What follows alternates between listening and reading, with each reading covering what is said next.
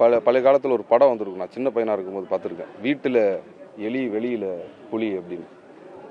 இவருக்கு எப்படி சொல்லலாம்னா, மைக்கு முன்னாடி புலி, மற்ற இடத்துலலாம் எலி. நாம் தமிழர் கட்சி ஒருங்கிணைப்பாளர் சீமான் தன்னிடம் மன்னிப்பு கேட்க தொழிலதிபர் மூலம் தூதுவிட்டதாகவும், இனி சீமான் பொது மன்னிப்பை கேட்டாலும் தான் விடப்போவதில்லை என போலீஸ் டிஐஜி வருண்குமார் தெரிவித்துள்ளார்.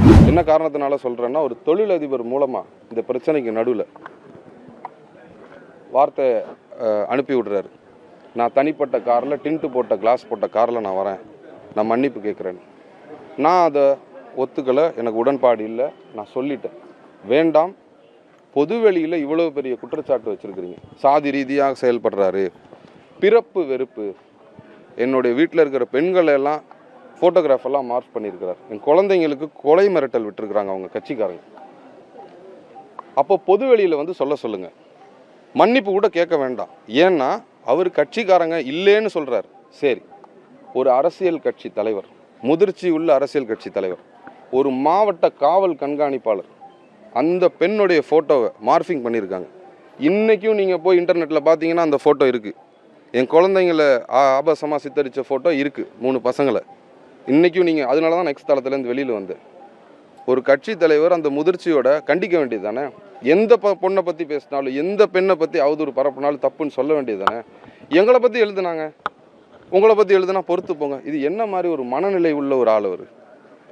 ஒரு காவல் கண்காணிப்பாளர், இத்தனை லட்சம் பேர் மக்கள் உள்ள ஒரு மாவட்டத்துக்கான காவல் கண்காணிப்பாளர், அவங்களோட ஃபோட்டோவை இன்னமும் டெலீட் பண்ணலை. சரி, என் கட்சிக்கும் அதுக்கு சம்மந்தம் இல்லைன்னு சொல்கிறாரு. கைது செய்யப்பட்ட நபர்கள் அவருடைய அலுவலகத்தின் தலைமை இடத்துல வேலை பார்த்துட்டு இருக்காங்க. பெயில் போட்டது யாரு? கட்சியை சேர்ந்த வக்கீல்கள் தான் பெயில் போட்டாங்க. சாட்டை அப்படின்னு ஒரு சேனல் நடத்துறாரு, சாட்டை துரைமுருகன். இவங்க எல்லாத்தையும் நேர்காணல் நடத்துறாரு. எனக்கும் அவங்களுக்கு சம்மந்தமே இல்லைன்றாரு. அவங்க வாழ்றதே அவருடைய கட்சி அலுவலகத்தில் தான். எப்படி சம்மந்தம் இல்லாமல் இருக்கும்? வெளிநாட்டில் வாழ்கிற அவர் சொல்கிற ஃபேக் ஐடி, அதை கூட அவரால் ஒழுங்காக சொல்ல முடியல. ஃபேக் ஐடிஸ் கிரியேட் பண்ணி, யாருடைய தூண்டுதல்ல இந்த ஃபேக் ஐடி? ஒரு வெளிநாட்டில் வாழ்கிற ஒரு மனிதர், சம்பந்தம் இல்லாமல் திருச்சிராப்பள்ளியில் கனடாவில் இருக்கிற ஒரு மனிதர், சிங்கப்பூரில் இருக்கிற ஒரு மனிதர், அவருக்கும் திருச்சிராப்பள்ளி எஸ்பி வருண்குமாருக்கும் என்ன பிரச்சனை? யாரோ தூண்டுதல்ல அங்கேருந்து எழுதுறாங்க. அது பின்னாடி யார் இருக்கா? யாருக்கு என் மேலே அந்த கோவம்? யாருக்கு என் மேலே அந்த மோட்டிவ்? அதனால தான் நான் இவரை பகிரங்கமாக குற்றச்சாட்டு சொல்கிறேன். இவருடைய தூண்டுதலின் பேரில் தான் நடக்கணும். அதுக்கான எவிடன்ஸ் எல்லாம் எல்லாத்தையும் கலெக்ட் பண்ணி திருச்சி மாநகர காவல்துறையிடம் கொடுத்துருக்குறோம். இதன் மூலமாக என்ன சொல்ல விரும்புகிறேன் அப்படின்னா, மைக்கை பிடிச்சா எதை வேணாலும் பேசக்கூடாது.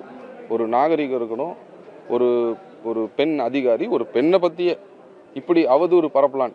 இவங்க கட்சிக்காரங்க மேலே மட்டும் பெண்கள் அவதூறாக பேசின மாதிரி எத்தனை வழக்குகள் தமிழ்நாட்டில் பதிவாயிருக்குன்னு கணக்கெடுத்து பாருங்கள். ஸோ இவங்க இதையே ஒரு வேலையாக வச்சுட்டு இருக்காங்க. எவ்வளவோ கட்சிகள். செய்திகளை உள்ளது உள்ளபடி தெரிந்து கொள்ள ரெஃப்ளெக்ட் நியூஸை சப்ஸ்கிரைப் பண்ணுங்க.